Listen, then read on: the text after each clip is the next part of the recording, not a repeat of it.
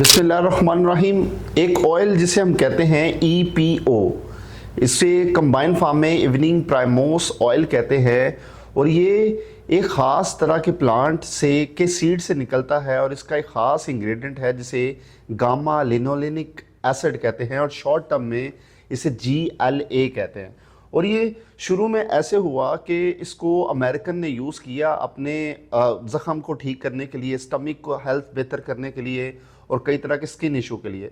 फिर बाद में इसे यूरोप की तरफ लेके जाया गया और 16वीं सदी के अंदर इसे किंग ऑफ ऑल क्योर कहा गया। मॉडर्न यूज़ के अंदर अगर हम आज के दौर में इसे देखते हैं तो कई तरह के स्किन के मसले, हार्मोन्स के मसले और जॉइंट के इश्यूज के लिए इसको इस्तेमाल किया जाता है। और इसके कई तरह के हेल्थ बेनिफिट हैं जिसमें बैलेंस, हार्मोन करना, प्री मेंस्ट्रुअल साइकिल के इश्यूज को रिजॉल्व करना, मेनोपॉज के इश्यूज को बेहतर करना, स्किन को इम्प्रूव करना और एक्नी, एक्जिमा और ड्राइनेस के लिए सबसे बेहतरीन इवनिंग प्राइमरोस ऑयल है। अब तो इन्फ्लेमेशन, खासतौर पे आर्थराइटिस के पेशेंट जो होते हैं, जिनको जॉइंट इशू होते हैं, उनके लिए खास तौर पे काम कर रहा है और कई तरह के हार्ट इश्यूज को भी रिजॉल्व करता है, जिस तरह कोलेस्ट्रॉल बेहतर करना। ये नर्व्स को भी बूस्ट कर रहा है और आजकल ये कह लीजिए कि डायबिटीज के अंदर सबसे बेहतरीन काम करता है और कई लोग इसको हेयर्स और फर्टिलिटी के लिए भी इस्तेमाल कर रहे हैं, लेकिन इसकी डोज कैलकुलेट करना सबसे ज़्यादा ज़रूरी होता है। और ये काम किस तरह करता है? ये GLA जो है ये रिड्यूस करता है स्वेलिंग को, हार्मोन सपोर्टिव है, हेल्दी स्किन इश्यूज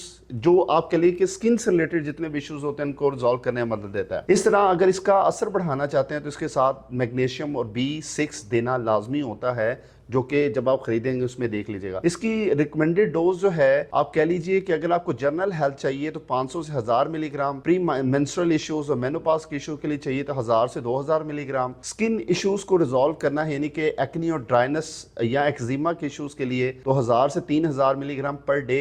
और इस तरह आर्थराइटिस और जॉइंट हेल्थ के लिए अगर आपको इसे रिजॉल्व करना है या प्रॉपर इस्तेमाल करना है तो 2000 से 3000 मिलीग्राम पर डे यूज़ कर सकते हैं। और डायबिटीज़ वाले तो इसको ज़रा डोज और ज़्यादा करेंगे, 3 से 6000 यानी कि दिन में 4 दफ़ा भी इस्तेमाल कर सकते हैं इसकी एक प्रॉपर डोज कैप्सूल की फॉर्म में। फिर इसके कुछ छोटे छोटे पॉसिबल साइड इफेक्ट भी हो सकते हैं, जिस तरह आप कह लीजिए कि स्टमक अपसेट हो सकता है, सर दर्द का थोड़ा बहुत हो सकता है, नोजिया और लूज स्टूल भी आ सकते हैं।